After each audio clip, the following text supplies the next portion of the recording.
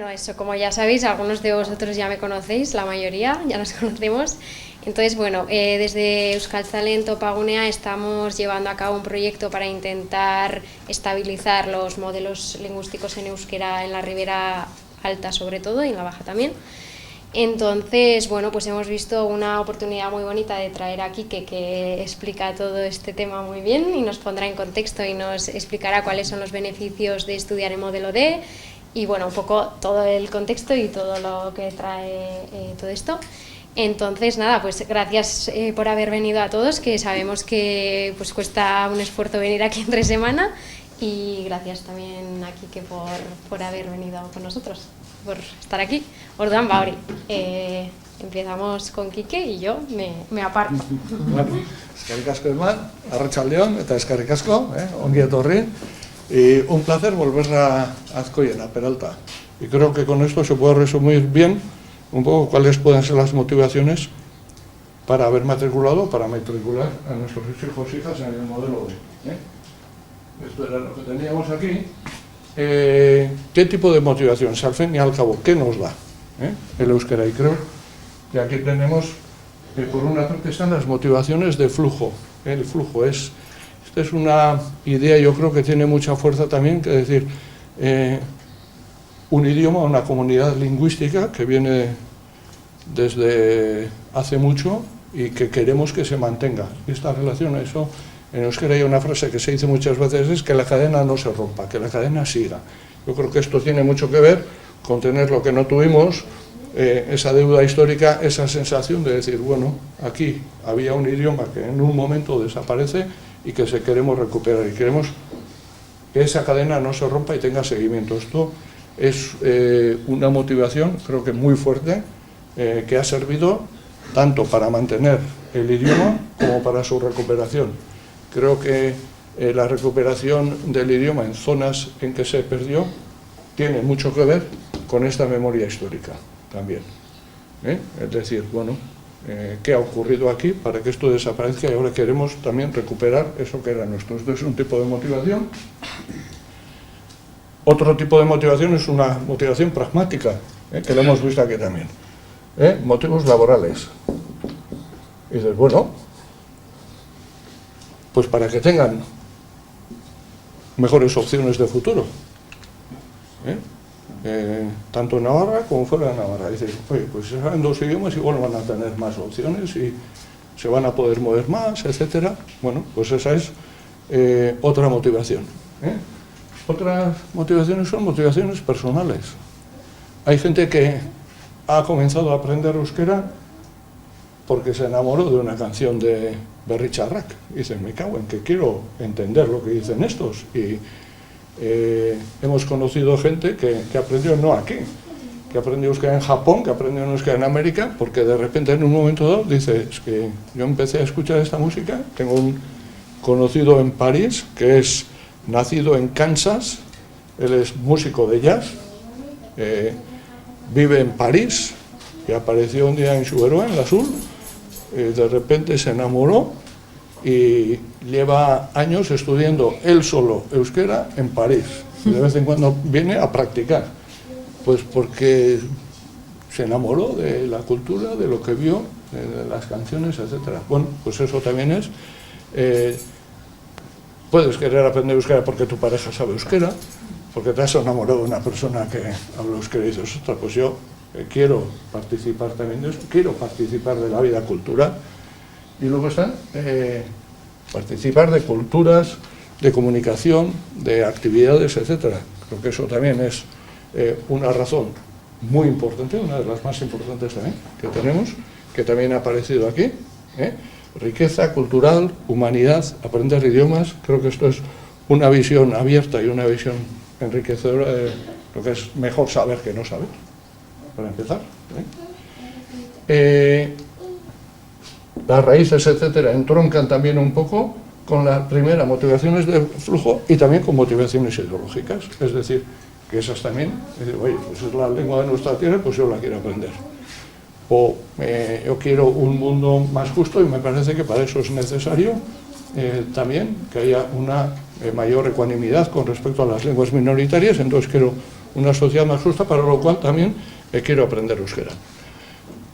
Por relaciones sociales, es decir, oye, pues que yo tengo gente que sabe euskera y quiero relacionarme, quiero participar con ellos de esas actividades o de la cultura que se está haciendo en euskera. Y luego, bueno, eliminar prejuicios, que puede tener que ver, por lo que entiendo, tanto con la primera parte como incluso con la última, ¿no? Es decir, bueno, pues vamos a aprender euskera y vamos a eliminar algunos prejuicios que puedan existir. Pues ahí está. Yo creo que estas son las motivaciones, que todas son válidas, y cuantas más se juntan, digamos, cuantas más hay, pues eso da pie a que la gente aprenda más. Cuanta mayor motivación, más se aprende. Eso pasa con el euskera y con cualquier otro ámbito de la vida también. Pero creo que aquí están bien resumidas, coinciden bastante con lo que tenía preparado. Con lo cual, vais bien, y bueno, y se ve también que eso no es una sola motivación la que nos lleva a matricular a nuestros hijos e hijas en el modelo D, sino que puede haber varias motivaciones y algunos pueden tener unas, otros otras, otros coinciden dos. Bueno, y esa es una de las riquezas también de todo este movimiento, que es un movimiento rico, es un movimiento también variado y diverso, y que se basa, digamos, en estas premisas. Bien, y con esto y luego también entraremos en qué podemos aportar, qué podéis aportar las personas que estáis aquí, que están ahí en la... ¿Qué estáis aportando en este momento? Yo creo que lo que estáis aportando desde situaciones sociolingüísticas como las de Peralta es mucho. Hoy a la mañana he estado en Bilbao dando una conferencia a 60 profesores y profesoras, y claro, que yo es otra dimensión, otra situación, otra problemática, otro tipo de... Las motivaciones también, la proporción pues cambia bastante, pero hay también ilusiones y preocupaciones que pueden entroncar con las que tenéis aquí en Peralta, muy parecidas. Por una parte, claro, estamos impulsando, y cuando hablo de qué pueden aportar, ¿qué podéis aportar? Personas que no sabéis euskera, la mayoría, pero que podéis aportar mucho también a este proceso de revitalización de un idioma minoritario como es el euskera, también en Navarra. Y está, pues, impulsar su recuperación y motivar y mostrar interés e ilusión. Solo eso ya es un cambio cualitativo. Creo que haya una ilusión social, que haya una motivación positiva con respecto a la pluralidad lingüística de Navarra, ya es una aportación muy importante para la convivencia, para la riqueza cultural, etcétera, que entronca también un poco con las motivaciones que estabais comentando. Estamos hablando de una de las lenguas de Navarra, de una lengua histórica de Navarra, de una lengua viva de Navarra, de una lengua de una parte importante de la sociedad de Navarra, de una lengua sin la cual la historia de Navarra y de la sociedad de Navarra no se entiende, con lo cual estamos trabajando por una recuperación social, estamos trabajando por una sociedad mejor, por una sociedad más igualitaria, por una sociedad más justa, por una sociedad también, creo que más ilusionante y más abierta, más tolerante, etcétera, etcétera. Luego hay una historia importante de qué podéis hacer con respecto sobre todo a la siguiente generación, y es también, y esto lo digo en muchos sitios, es compartir vuestras vivencias lingüísticas. Creo que es importante también el compartir con nuestros hijos y nuestras hijas cuál es nuestra historia lingüística. ¿Por qué sabemos o no sabemos? ¿Por qué sabemos algo? ¿Por qué no sabemos nada? ¿Por qué estamos interesados en que ellos y ellas aprendan? El compartir esta historia, porque las siguientes generaciones lo que conocen es lo que ven. El aportar nuestras vivencias lingüísticas es importante. Esto, por ejemplo, lo suelo comentar bastante también a los padres y madres emigrantes que vienen y cuyos hijos e hijas están aprendiendo en modelos de euskera. Les digo, es importante que también transmitáis vuestra historia lingüística, el amor por vuestra lengua, que esto es importantísimo también, y el transmitir un amor y un respeto por las lenguas familiares, por las lenguas que se hablan en el entorno, en las cuales se incluye el euskera, evidentemente. El participar pues, en las actividades que puedan existir, que eso también, bueno, pues cada vez más, también en Peralta, y bueno, pues en Unia también cada vez más, y bueno, tener un contacto directo. En este caso, creo que la aportación más importante en situaciones sociolingüísticas como la de Azcoian, en la cual el uso social del euskera es prácticamente inexistente, pero sí es importante que a esos niños y niñas que están estudiando el modelo D tengan también contacto con actividades, espectáculos, cuentos, películas, programas en los cuales se diviertan en euskera. Que haya una asociación vivencial positiva con respecto al idioma, que se lo pasen bien, que vean algo que les gusta, no a sus padres o a sus madres, sino a ellos, eso también es importante, que les guste a ellos. Y pues ahora, por suerte, tenemos para eso muchas opciones, que luego comentaremos, pues tanto en cuentos, en televisión, en música. Si viene Gure Zirkoa por Iruña, pues darle una vuelta. Bueno, el tener ese contacto positivo con el euskera, y que el euskera no se circunscriba única y exclusivamente al ámbito escolar. Otra opción es, en este viaje, ir mejorando nuestro nivel de comprensión.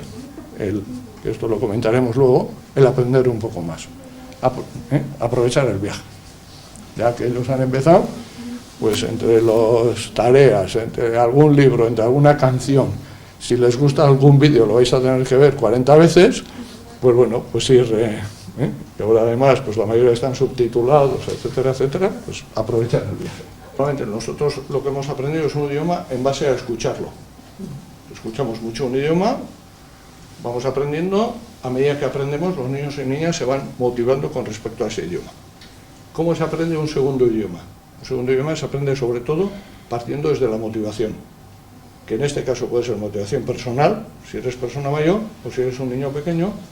Hay una motivación social que lleva a que estos niños y niñas que viven en familias castellano-parlantes empiecen a aprender euskera. Esa motivación social hace que empieces a aprender y a medida que vas aprendiendo comienzas a utilizar el idioma. Hay gente que le cuesta más hay gente que con 2 horas en euskera ya está hablando. Hay un vídeo que ha salido hace 2 semanas de un americano que vino a Bilbao con 3 semanas. Lo que había aprendido en 3 semanas empieza a hablar. Ya. Empieza, y hablaba más casi que los tenderos de Bilbao. Y hay gente que pasa 3 años y le cuesta saltarse. Bueno, eso ya es otra historia. Pero por lo que respecta al aprendizaje de un segundo idioma, lo importante es que lo que es un aprendizaje cultural del idioma, que sería en este caso un aprendizaje basado en la enseñanza, porque no es una transmisión familiar, luego tenga un aprendizaje natural, que se naturalice. Es decir, que puedan hablar ese idioma con naturalidad. Tener en cuenta que estamos hablando de un idioma cuyo uso social en una zona como esta prácticamente es 0, y en familias en las cuales el conocimiento del euskera es bajo. Con lo cual, para que tengamos esto, hay 2 aspectos importantes, que es fomentar opciones de uso y alimentar la motivación. En situaciones como Lizarra, en Estella, Tafalla, que ya, digamos, el modelo D lleva años implantado.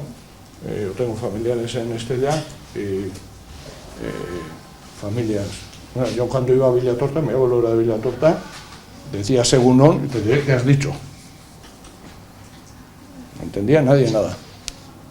Y hoy en día yo, con las medias primas, pues, medio familia y tal, que además una está trabajando, bueno, por medio mundo, y hablo con toda naturalidad en euskera, hablan con toda naturalidad en euskera. ¿Y esto por qué? Porque en este caso, pese a que en Estella y en aquel tiempo todavía se utilizaba todavía menos que ahora, porque hoy en día hay más opciones de uso, bueno, en las familias sí hubo una motivación, se inculcaba una motivación, y también intentaban potenciar posibilidades de uso. Creo que ahí están las dos claves para poder ir ayudando en este proceso.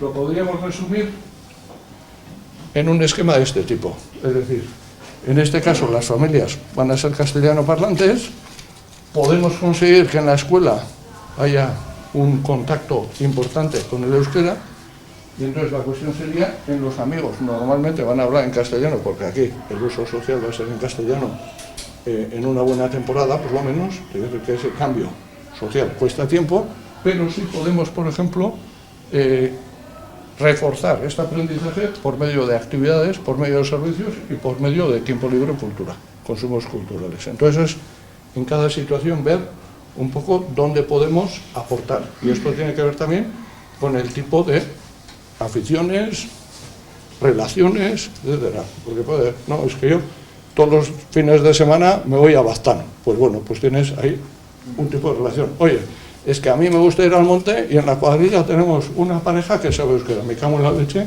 que le hablen en euskera al niño o a la niña.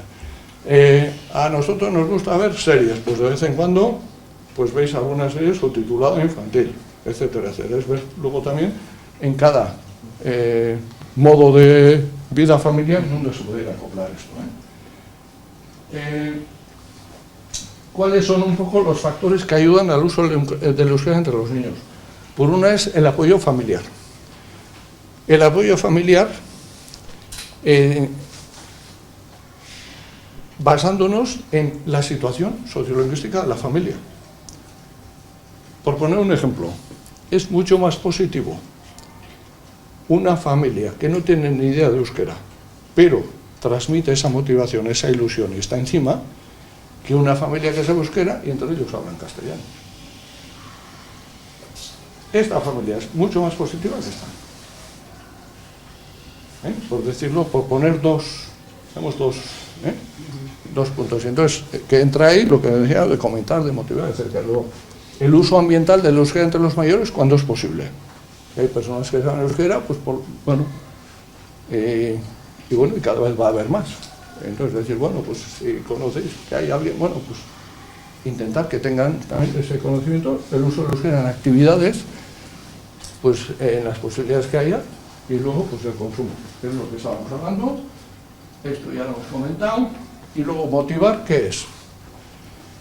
Uno es valorarle el esfuerzo que van a hacer, porque es un esfuerzo. Contarles nuestra historia lingüística, que es valorar el esfuerzo, actividades, el uso ambiental, y esto tiene que ver también con que el euskera se convierta también en una lengua familiar, aunque no tengáis ni idea. ¿Y eso cómo se hace? Por música, tele, algún póster, que sea una lengua que tenga presencia en casa, que no sea una lengua ajena, aunque no tengáis ni idea de euskera. Eso, luego frases cortas, este tipo de actividades, el transmitir y luego transmitir interés. Creo que esto es fundamental. Bien, esto es más o menos, aquí tenemos el uso familiar, saludos, alguna cosa, bueno, pues egunon, pues decir egunon de vez en cuando, pues vale, lo poco que vais aprendiendo esto, luego algunas veces suele ser, oye, es bueno que le hable lo poco que sé, que está poco conocimiento, es bueno que le hable lo poco que sé. Sí, ¿por qué? Porque aquí, en Peralta, está al 100% asegurado, el conocimiento del castellano está al 100% asegurado. Luego, ¿qué se puede hacer fuera del horario escolar también? Y creo que aquí sí puede haber, pues bueno, actividades de presupuesto cero, luego el ayuntamiento puede hacer las suyas de algún presupuesto, pero bueno, pero se puede haber una línea nueva, pues ir entre los padres y madres que podéis estar, pues una vez al mes, oye, vamos a cantar en euskera, una hora. Tienen bibliotecas. Tienen bibliotecas 2 veces en la semana. Sí, sí, pero esto lo digo ya fuera de Sí, lo sí, que es sí. la biblioteca también, incluso a nivel de padres y madres. Oye, vamos a aprender 4 canciones y vamos a cantarlas. O incluso alguna, el organizar algún tipo de juego, el organizar bibliotecas, eso es, que eso me lo han estado comentando antes.